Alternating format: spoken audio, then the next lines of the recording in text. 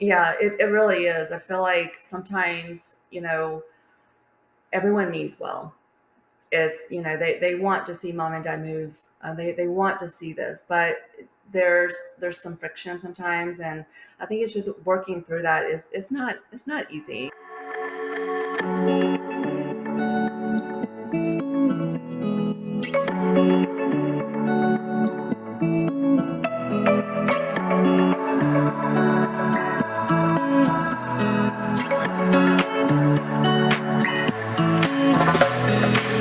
You're listening to Parent Projects, a family media and technology group production. Now here's your host, Tony Siebers. Everybody, Mai Thompson launched Smooth Transitions here in the Phoenix East Valley in order to fill that gap for seniors that decided they needed to downsize and needed assistance. And then I found her and others like her when I was dealing with a family member up in Sedona in my first parent project, trying to figure out what the heck, where do you start? Who does what? When do they do it? How do you get organized? We're going to dive into the engineering level project management mind of senior move managers today, which is a critical resource for you today. Mai Thompson, thank you so much for joining us on the Parent Projects podcast. Hi, Tony. Thank you so much for having me. I appreciate it. Well, I can't tell you how much this completes a circle for me in a lot of ways. It's been quite a few years since about 2015, since I first stumbled upon senior move managers in the first place and this craft of which you've been in the trenches for this. I jumped into that. I went through a lot of the classes of it, but I would tell you, I've now been engaged to work for this other way to empower and really help senior move managers. You are in the trenches day in and day out, and you thrive with a project that most people say run away like they want nothing to do with. How do you, Maya, tell us, how do you end up committing in life? How did you find this calling of yours? How did you get into this? So my background is, I am from North Carolina. I went to school at NC State. I have my master's in engineering. When I graduated, I moved out here. Was thankful enough to work at Intel, and was just in that for a while. And I really loved it. I loved the technology and just the constant challenge. But when my kids were young, I decided to take some time off of work and just spend some time with them. And then, when they're older and started going to school, I decided I wanted to do something a little bit different. I wanted to be involved in the community. I wanted to make a difference. And just through a mutual friend, I met someone that owns a company doing what I'm doing now. And, just in talking to her and learning more about her, I realized this is what I wanted to do. And she really helped me through the whole process. And she's become my mentor and my friend. That is a story that I tend to hear again and again from people that are in your field. Is that I mean, it's clearly there's a lot of women that find within that, and probably the empathy and the natural things that come that way. But it's not just men, or it's not just women, right? I mean, you've got men, you've got people of all ages that get into senior move management, right? Right. And Yeah, I would think it just kind of, it doesn't really matter from different backgrounds. I think it's just the heart of just the people and understanding that you can make a difference is yeah. what draws us all together in this industry. What did you see? It's interesting with an engineering background and something so controlled as Intel. I mean, when I think Intel, I think like white suits, clean rooms, like it is Mhm. locked down tight. Yes. That perspective. How does that come into play in for you when you start to execute a project or you work with a project? So absolutely, I use the same skills that I'd used before at Intel. A lot of it is project management. It's being detail oriented. It's being able to make a plan, but then also know that we also need backup plans.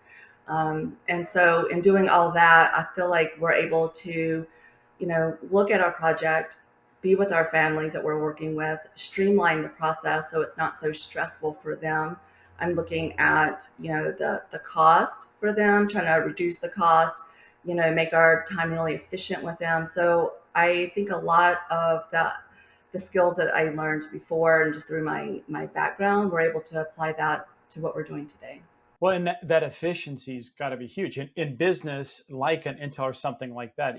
Because there's an avenue of it's got to be scalable, it's got to be replicable, it's got to be profitable off of that side. From your standpoint, you understand that it costs resources and time and energy of family members that they have to pour onto that. So is there a give get? I mean, when you see a project with family, that's something that makes you run away, or is that something that helps you be? Are you able to embrace that in order to move people through? It was something we embrace. We love it. I think it's just something where, like I mentioned before, it's something that you can plan to, but then also knowing that each move is very, very different. Being able to kind of identify the heartbeat of each move and being able to respond to that. I think, in a lot of ways, our background is similar. Each projects you plan for, but with us, I think it's being able to identify with the person and work with them where they're at. Yeah, that bedside manner, if you will, of move management and going through a situation. There are a lot of families that just that's that soft touch. I look forward to it. Well, we're going to jump real quick. We're going to take our first commercial break from this, but when we come back, we are going to follow up on that bedside manner. Some top things we're going to talk to with Mai Thompson when we come back is going to relate to what are those? How do you get mom and dad to think about making those steps? And what's the value of having a third party come in? What do you do if you're just at this loggerhead and they're not moving and they're not listening to what you have to say? Is there anybody out here who can help you? Maya and I were going to break that down in our next conversation right after this. So stay tuned. The Parent Projects podcast. We'll be back right after this.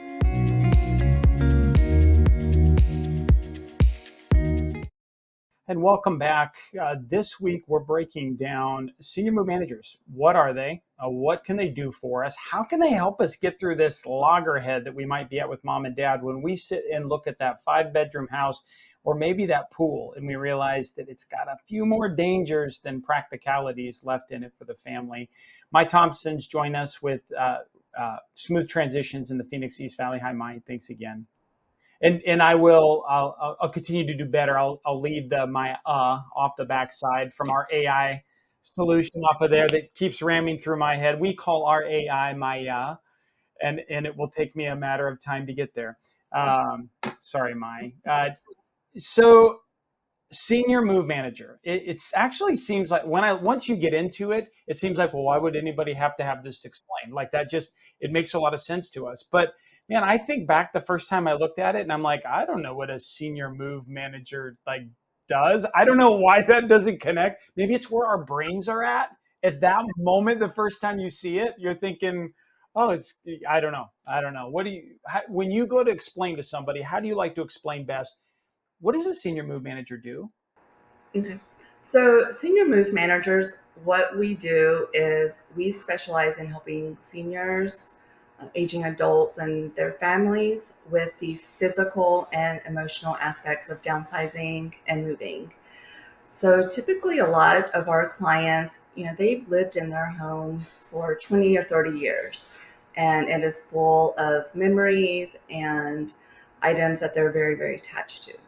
So when they're thinking about moving, let's say from a 2,200 square foot home to a 1,000 square foot home, the idea is overwhelming. They're very, very stressed. They need help with sometimes understanding what can I bring? How do I get started? What do I do with the items that I'm not taking? So that's what senior move managers do. We specialize in guiding them through the process so that they're not so overwhelmed. And, ultimately, on move day, what we do is we set up their home, we make their beds, we put the pictures on the wall, organize their kitchen and their bathroom, so that they can get settled in, so that they can have dinner and meet new people, get acclimated, be involved in the activities, and not worry so much about the boxes and the clutter, Yeah. So for us, that's our goal as senior move managers, is to watch the entire process of the move to make sure that it's as smooth as possible, and to make sure that they are well transitioned. But and so there is I don't want to breeze too quickly over the top of the magic of the moment. Almost like in many cases it feels like those reveals moments that you kind of get on a there's a magic in a move day with a great senior move manager. And it truly is I've had other clients talk to me about it myself when we would do a move in a move management project, and I've watched others go through the experience of their expectation is this day is going to be chaos. It is truly one of the most difficult days of their life thinking, particularly if they're on a downward slide, generally in the first place, because you might not recover all of that. There's confusion to that.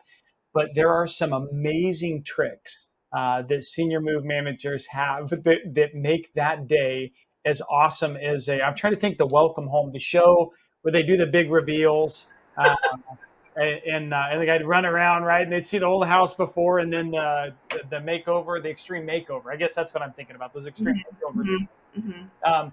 mhm, What are some of those what are just a couple of those special things that you guys use to put that empathy and that touch on that magical move day? mhm.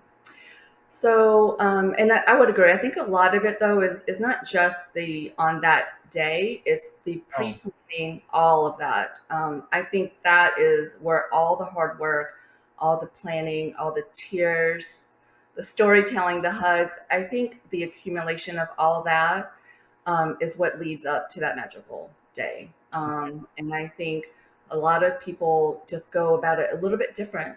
Some people are very detailed. They want everything listed. They want the full schedule, what time, everything written down. And some people are not. They're very relaxed. I'm thinking about, one of my favorite clients. We on moving day, we show up very, very early because we have a lot to do. The movers are on their way. We need to get the linens off the bed. We need to start packing last minute kitchen items, bathroom items. And I come in and he's making breakfast. He's just making eggs, and he was like, "Mai, join us. We're having breakfast." hey, we're gonna move our whole house today. I was like, "No," because we have so much to do. But it was just kind of, we have so many different types of people that we work with, but the, Yeah, the magic is just really being able to walk them through the whole process, communicate, over communicate, and then set the expectations, knowing that we will try our best to plan as much as we can, but know that something may not go exactly right, but it will be okay. And I think it's just a lot of times just explaining and allowing them just to know that people are here to help. Even if it doesn't go perfectly, it will all be okay. yeah. It's interesting. You were talking about how you took a lot of what you learned in Intel, and that comes into how you structure your moves and work through. And for me, I remember learning early where they said, "Would go with what you have and where that skill set." My project management had come out of the military, so when we start a military project, we start with the end in mind. And something that I really focused a lot on was getting people over the inertia in that first move by getting them to be able to ideate where they're going to be, a detailed plan. And then on move day, just like in the military, where we would take that detailed plan and you throw it away, it goes to the side. And if it's all gone well, you've rehearsed that enough, you understand what's going to happen enough that you just get to roll with the situation and kind of take that. And in the chaos of what it is, the fact that you can take it coming is kind of what created order for my particular brand. For you guys, what does that feel like? What does it feel like for an engineer when you've gone that planning and you set that side up? What are the types of is I'm going through a move day. What does a move day feel like with a senior move manager? So move day is basically, I feel like the culmination of everything that we planned for. Yeah. For us, it is a lot of the prepping, getting everything ready, talking with the movers, getting that all planned, moved, putting the items, the furniture where it belongs, setting everything up for them. But it's also kind of making sure that our clients are okay. I remember one time we were in the middle of this move, and everything was organized, it was planned, everything was moving right along, and then all of a sudden my client, her face just seemed so stressed all of a sudden. And I asked her, I said, what's wrong? What are you thinking? How are you feeling? And she was so concerned because she had these wigs, and they're on the dummy heads, and she said, are you guys going to pack up my wigs? Because she was afraid that they would, the Yeah. form would get Yeah. ruined. So before I said anything, one of my employees just immediately said, Miss Shirley, do you mind if I put your wigs in my car? We're not going to pack it, we're just going to hand carry. And her face just relaxed. It was just paying attention to the little details. For us, we probably wouldn't have noticed, but it's to them, it's a huge, huge deal for them to have to reset her wigs and worrying about what's going to happen to them. So it was just kind of being able to be in the moment at the time, and just making the details, the observations, to making the entire move successful. Yeah. Well, and so I know this is where I sense this is really where you want to go in that conversation. And I appreciate you humoring me and getting to that end state of what a magical move day looks like. But you've stated really clearly, there's a groundwork that gets laid in this, and the way that groundwork gets laid down, and how you kind of run into these challenges or things you do ahead of time, is what makes that day magical in the first place of that. When you're sitting down with a family, are they most often, is it for up till now, at least up to this date, or most of the time is it mom and dad have asked for somebody to come help take that over so that kids don't have to do that? Are kids contacting you and saying, I need help doing that? Is it a mix of those? What is it that you see now as we start walking our way through what this looks like? Yeah, that's a good question. So, half of my clients have 50% of my clients have family in town.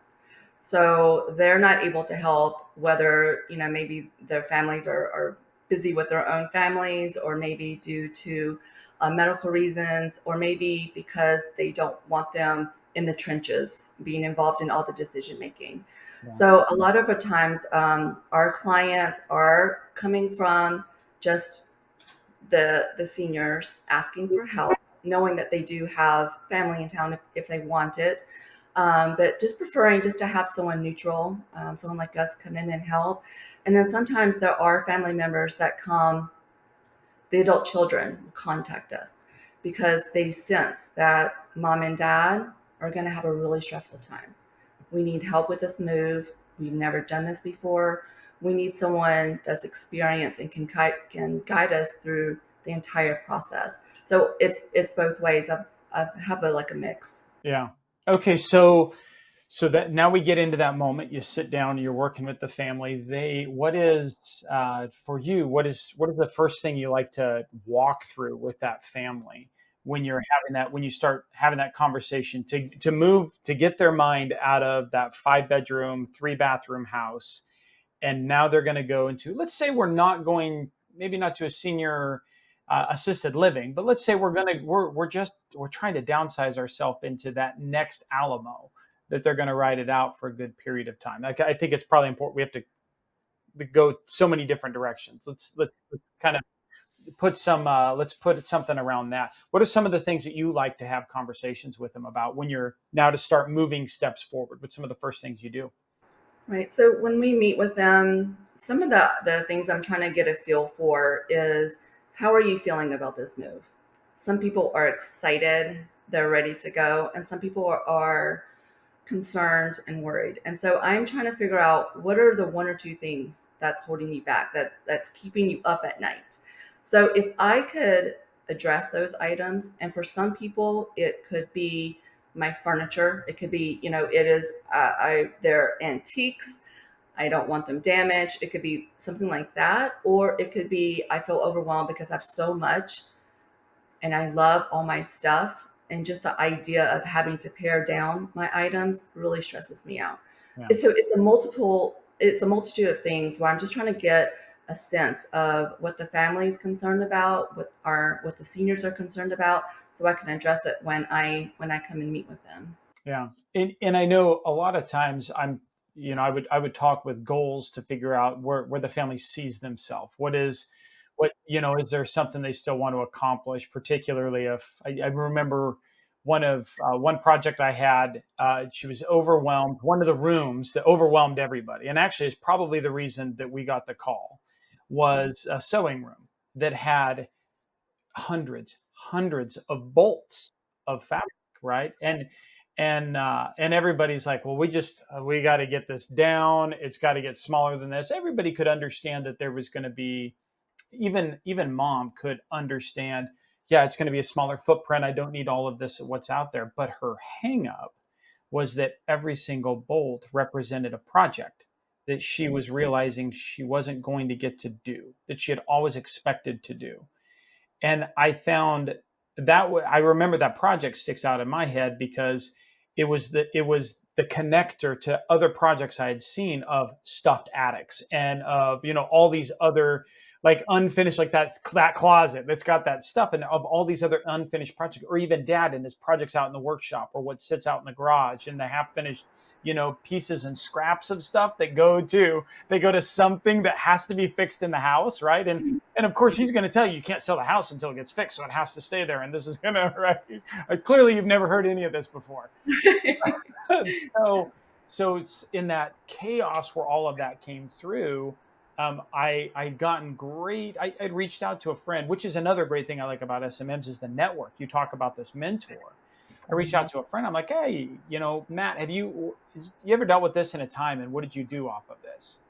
Right? And he's like, oh yeah, okay. So, he had this practice that, which he's now taken to kind of an extreme off of that. He's like, well, I have him hold a few things. I have him pick a few things, and then I give them a time to tell the story about those things, right? I Mhm. give them, either I set it up. He happens to, I set it up at a senior center where they can do it. Today he has a television show that does all of that stuff, but they, in that moment where they have that opportunity to talk about that thing and to pass on that family history, all of a sudden the complexity of 500 projects goes down to just like a few. Like, it's like that got out of its system and it could move forward.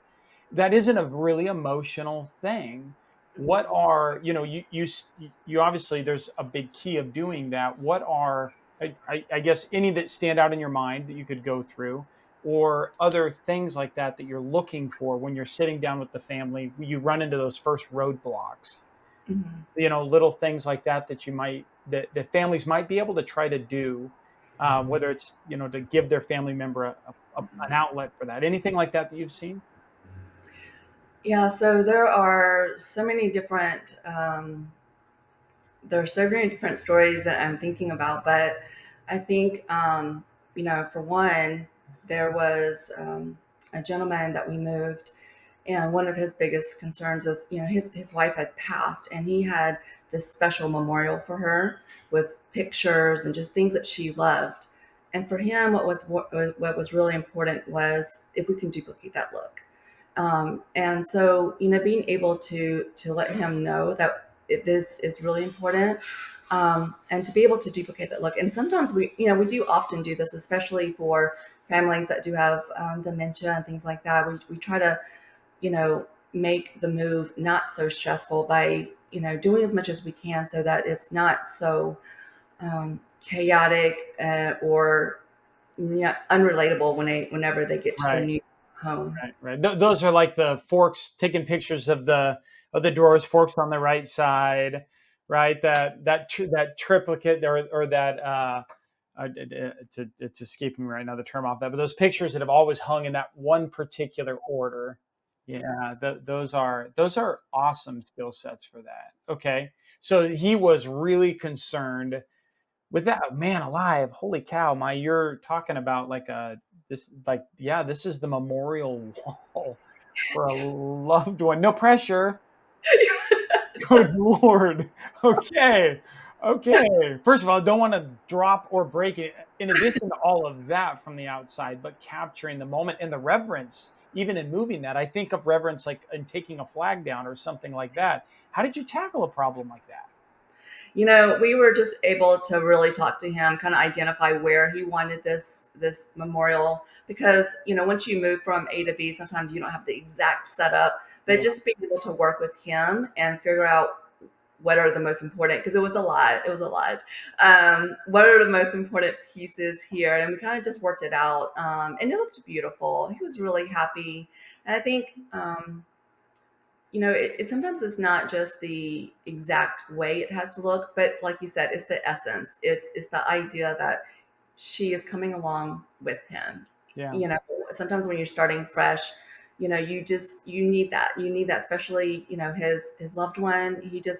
That was, to have her presence there was the most important thing to him. Yeah.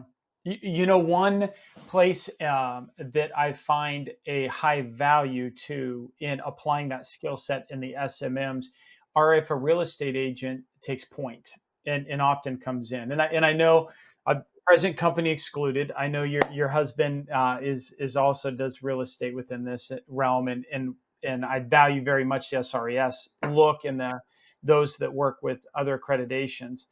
But a lot of times people will get, the cousin stew or some other family member that will come in that doesn't understand the soft side of that relationship, and they'll come in and, well, this has to go, this has to go, this has to go, this has to go. They get rid of those things and kind of leave this turmoil of an emotional, you know dichotomy that has to be solved and resolved to move anything forward. And oh, by the way, we just started the stopwatch. We have 30 days to get out, right? Because the house is Right. sold.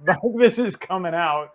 Mhm. And you've got that clock starting and that pressure. They're being pressured, especially if they've got it on market now, to get that off. So it's not Mhm. days on market. Mhm. What are any situations like that? You go under. Okay, no, Yeah, never. absolutely. Right? And I think that's the beauty of working with the senior move managers. We have resources that we trust and that understand the process. Yeah. Um, and so, in working with realtors, if we've worked with realtors in the past and they're probably great realtors, but they don't understand what our clients are going through. So some of them, we had this one where the client, their house was sold, but the community that they're moving into was not finished being built. So we had to move them Oh, double temporarily. move. Yes, you can imagine. We had to move them temporarily, move Yeah. their items into storage, and then wait for the community to be finished, and then move them again. It's the double move, and it is extremely stressful for them, and then also their family, because that's where they end up moving with was Yeah. as their family in the meantime. Yep. But things like that, I feel like it is great to have, a realtor with an SRES just to understand and appreciate.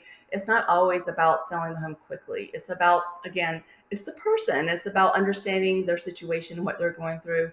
And oftentimes you're right. I think even with the confusion, sometimes it doesn't make sense for you to maybe sell the home while they're still there. It just depends on the situation. But I feel like a realtor that has experience and understands the process would be able to kind of walk through and kind of make a suggestion so that the house is sold and for top dollar, but also with minimal stress. Yeah.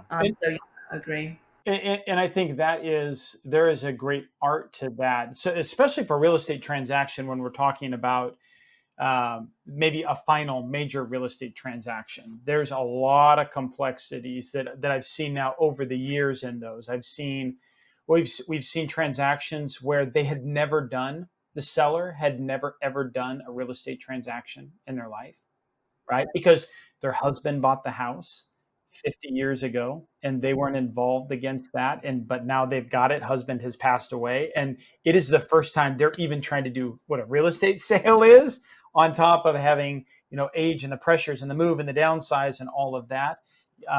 Seeing others, it is, this is in many cases, I think in America, that move represents and that home represents their largest retirement, like single retirement could asset move that they're going to do at one fell swoop.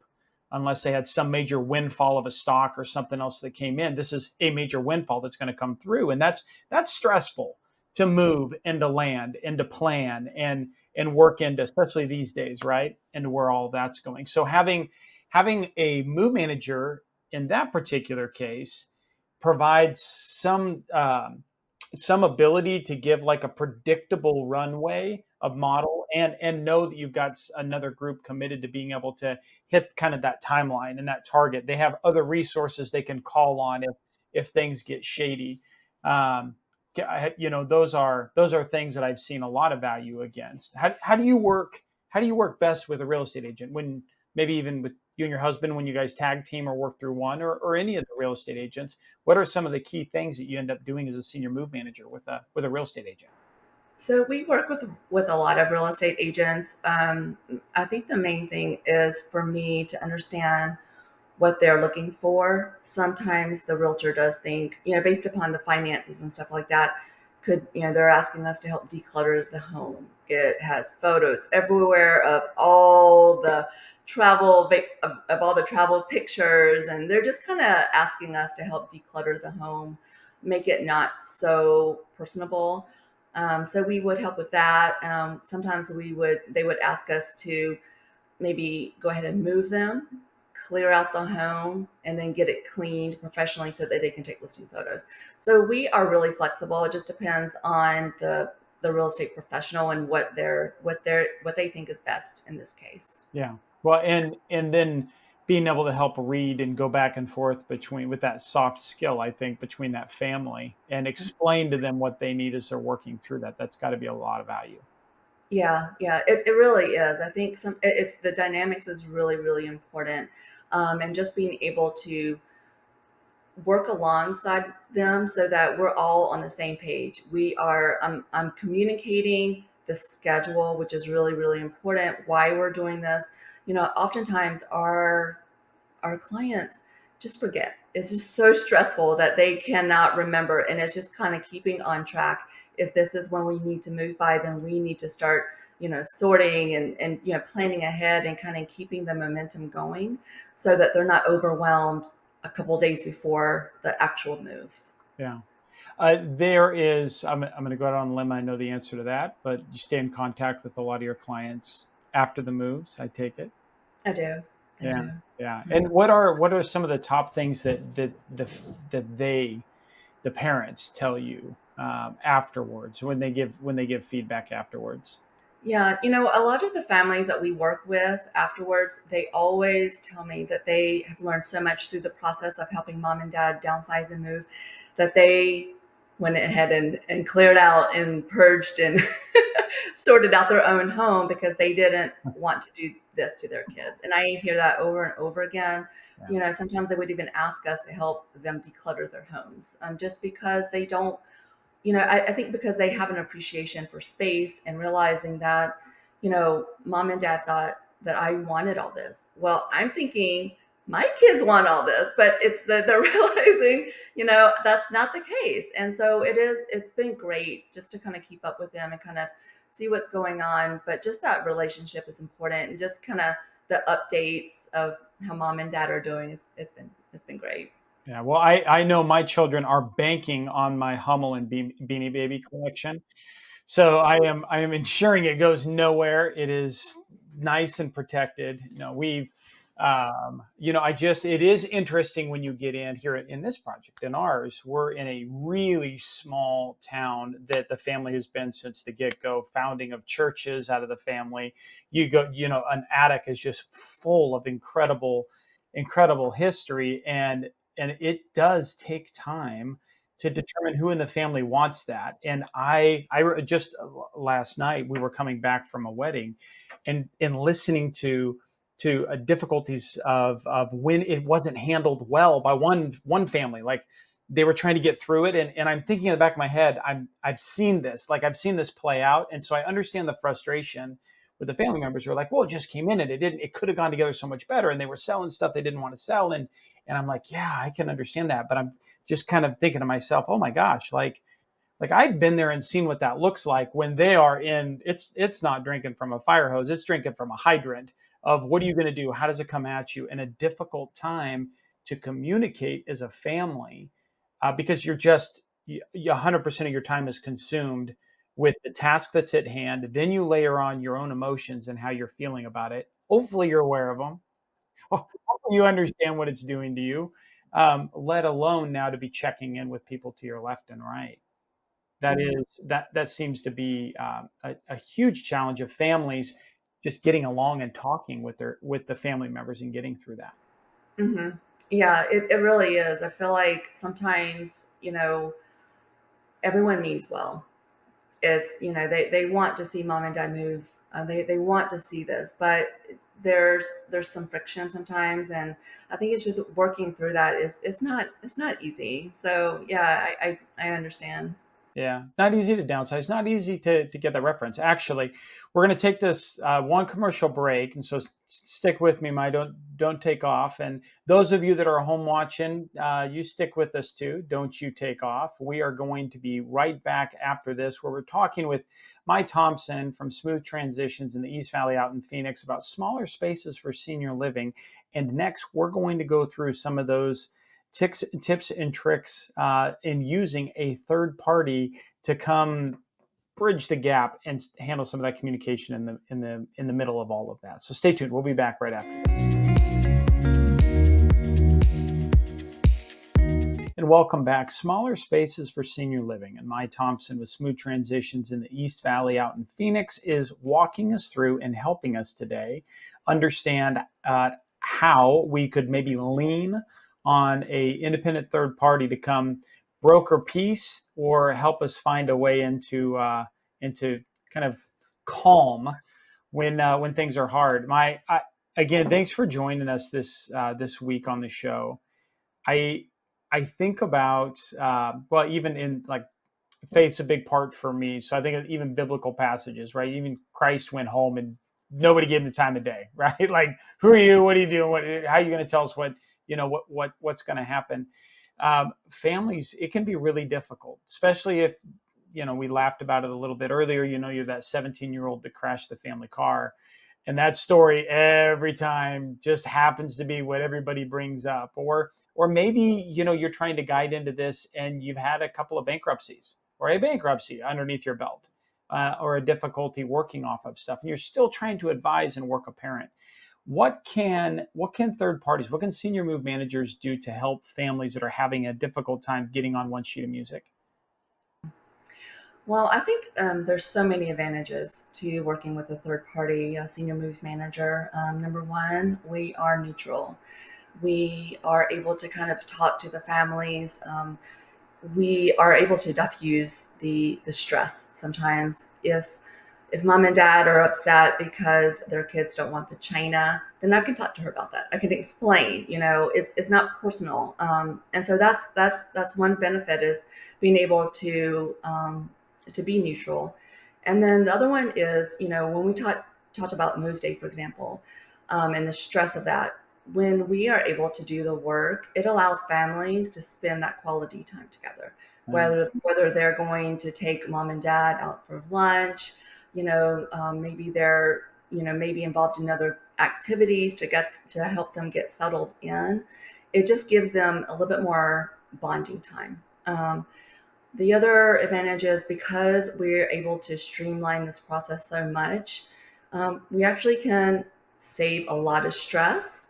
It also saves our clients money, because of the way that we have designed our process. It does allow our clients to save money.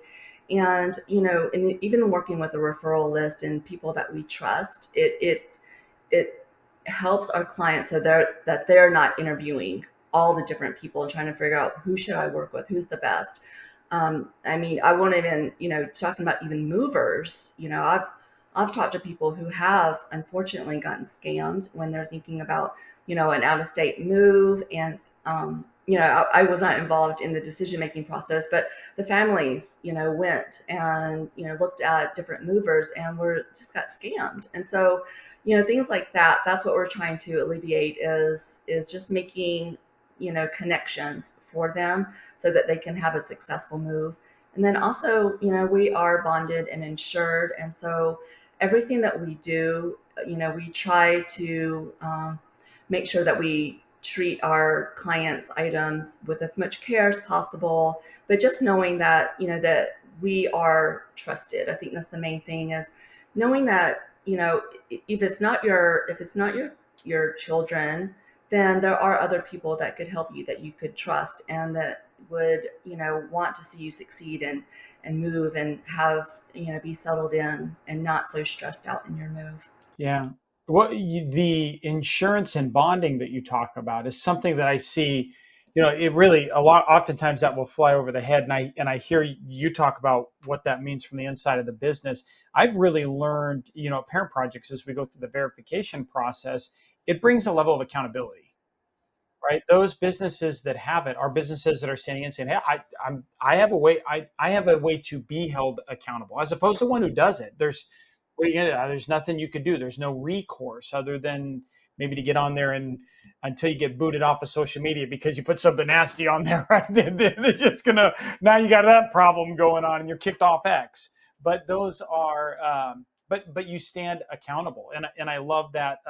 That authentic approach, that accountable approach, that actionable approach that comes from the senior move manager as a separate third party being in there and helping to select or figure those things out. That's I think that could bring a lot.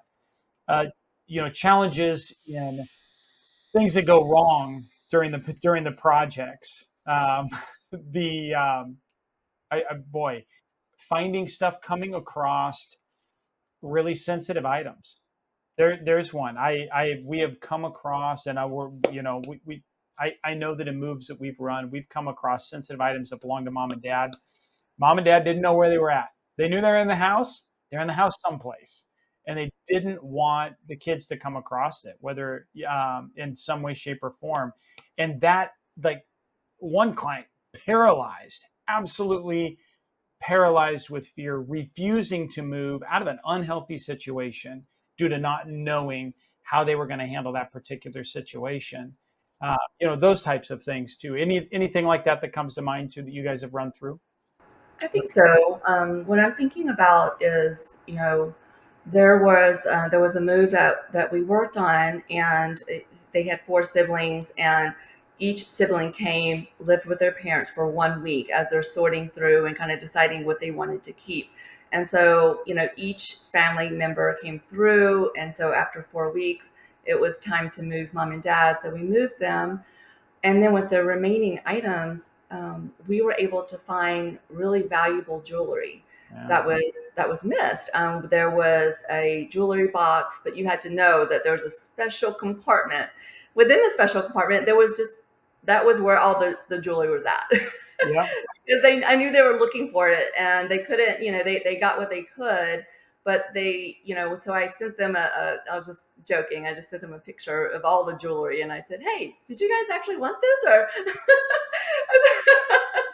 so it was, it's great. And so we just have so many stories like that Yeah. where we are able to kind of, do our due diligence to make sure that, even though family members have looked through everything, that we want to make sure that, that they didn't accidentally leave something behind. But, there's absolutely been, multiple stories where we have found things where it's private, but you can trust us with it, and certain, in those situations, it's just, I think, for them just to know that no matter what, everything that we see, everything that we do, it's held in confidence. Yeah. This is not something where anyone has the right to know, number one, about their personal health, but then also what they have or how they're living. People, come in and they're embarrassed. They're like, "Oh, my house is, I haven't had anyone Right. come Right. because I'm embarrassed." And I'm like, "What? No, I mean, that's okay. None of us are perfect. We're here to help you." But I think that's the message. Just knowing that, the third party is like, we're not here to judge you. We're here to help you as little or as much as you need.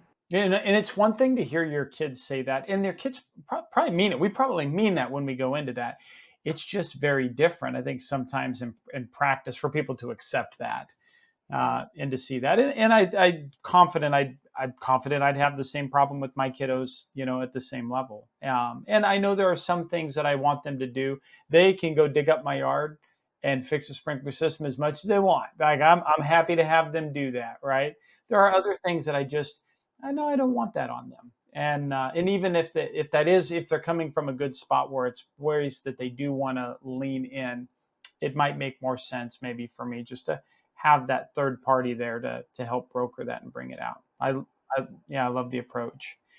So third parties as well. How about cost of stuff? You mentioned, and I know there is a range of costs, just like in real estate transactions. And I sometimes move managers are built into real estate transaction costs. Sometimes they're built into the moving teams. Sometimes they're built in. I've seen them built into so many other business models.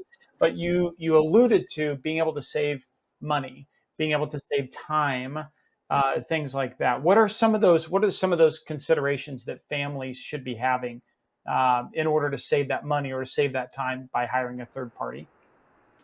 So I think the main thing is there's just a few things was, when you are hiring someone to take into account the fact that they do not have to take time off work, so that they continue working. Some people are out of state and they've asked me to step in because they, just even the cost of traveling, being there with mom and dad, taking time off work is one. Just the time off just from their own personal family is really difficult. And then also, like we said before, as far as like, picking the vendors, but knowing that number one, they're very, very efficient. So I'm thinking, for example, the movers, they're very efficient. Um, but they also would take care of your stuff so that you don't have to worry about breakage or anything missing or stolen. So what you are in essence when you hire a senior move manager is you're hiring the trust, the Yeah, trust that of all the referrals that they've worked with is to know that, the process that they have established will go much more smoothly because they don't have to worry about, theft or people, maybe breaking trust and things like that. So there's that. But then I think there's also just the the streamlining of the events, not having to worry so much about what's next, what we're going to do. It's just being able to work with us to come up with a solution together. It's not my move, it's not their move, it's their parents' move. And so being able just to work together and come up with a solution, I think is invaluable. yeah. I think that peace of mind is it'd be difficult to purchase that. It really would be. So, well, my this has been an awesome conversation. I want to recap a couple of things that I learned against this, if you would mind, as we were walking through here. We talked about senior move managers. One thing we didn't on this, uh, groups of people, professionals, they're project managers. They come from all different walks of life. Some of them engineers, some project management. I came out of military. They all some out of real estate, but they've got that eye and that understanding to be able to set a project, do really a lion's share of work in the planning so that when it comes down to execution time, you're able to handle those hiccups and those bumps a little easier in an actionable plan. You've got accountability to that group and an authenticity, I think is a key I really pulled off of what you talked about of being able to handle those issues with empathy, to understand. I think it is one thing when a family's seeing your parent project, and maybe you've seen a couple, but the reality is we might do this maybe 3 or 4 times if you've got a couple of parents and your loved one's got a couple of parents, your spouse has a couple of parents. I I don't think it's realistic for us to think we're going to be amazing at this, right? That we're going to be the best there ever was because it's such a dynamic thing. But when you start turning to people that have the opportunity to see how that mover's performing across 50 different moves across the valley and the ups and the downs, or hey, this is a great place at this point in time. Though 2 months from now, you see where it's going to go or the leadership structure shift. Like those that experience is an invaluable thing to understand what a senior move manager does. I didn't pick up accreditations or backgrounds for that. What do you stress, and what do you talk to? I think for me, one of the most important things is I'm a member of the National Association of Senior Move Managers. That's important when you're thinking about hiring a senior move manager. We are insured. We adhere to a strict code of ethics, and there's continuous learning, and so there's courses that we take, and then there's also just sharing best practices. It is a professional organization because what we do is very important, and it is not just, when I think of before when you're hiring movers and you just offer pizza, it's not like that at all. It's a lot that goes into it. So you want to make sure that you are doing your due diligence and making sure that, one of the best ways is to go to our national association when you're thinking about hiring a senior move manager. Yeah, and I would agree. And Parent Projects does use the National Association. We're members with the National Association of Senior Move Managers. We do use them for our screening. Now, there are others. There are National Association of Professional Planners and Organizers. There are others that kind of come in and also provide that up. I think NASM, fantastic organization, been doing a lot over the course of the last couple of years to extend the reach of that organization as things start to shift.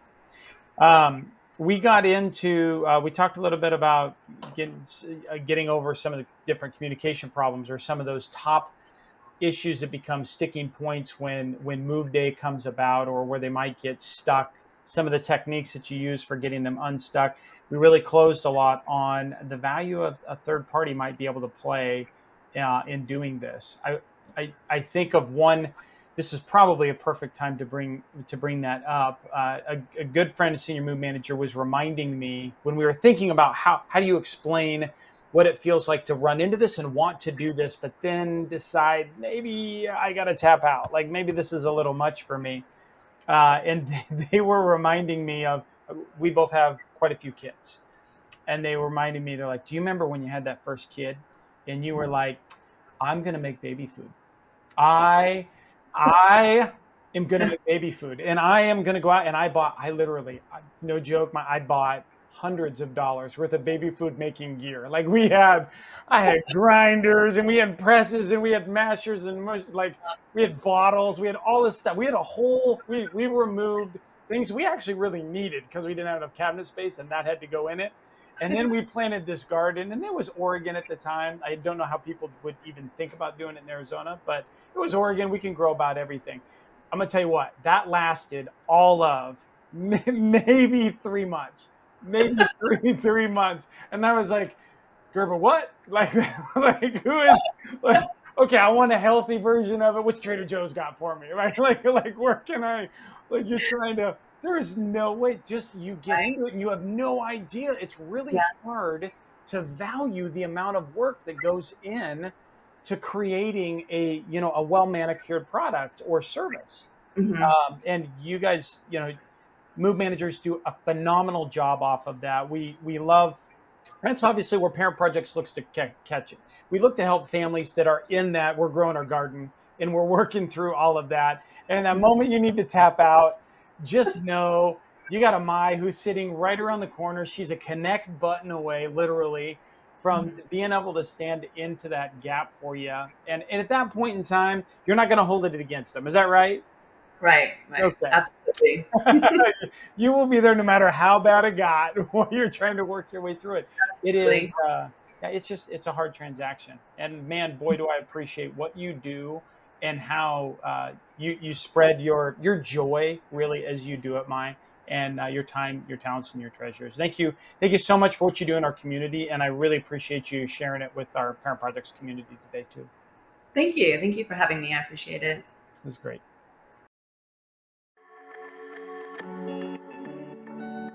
Well, that's it for the team this week, and thanks for joining us. If you've enjoyed the content, remember to subscribe and to share this episode on the app that you're using right now. Your reviews and your comments, they really help us expand our reach as well as our perspective. So if you have time, also drop us a note. Let us know how we're doing. For tips and tools to clarify your parent project, simplify communication with your stakeholders, and verify the professionals that you choose, you can find us on YouTube, follow us on Instagram and Facebook. Thanks again for trusting us. Until our next episode, behold and be held. Thank you for listening to this Parent Projects podcast production. To access our show notes, resources, or forums, join us on your favorite social media platform or go to parentprojects.com. This show is for informational and educational purposes only. Before making any decisions, consult a professional credentialed in your local area. This show is copyrighted by Family Media and Technology Group Incorporated and Parent Projects LLC. Written permissions must be granted before syndication or rebroadcast.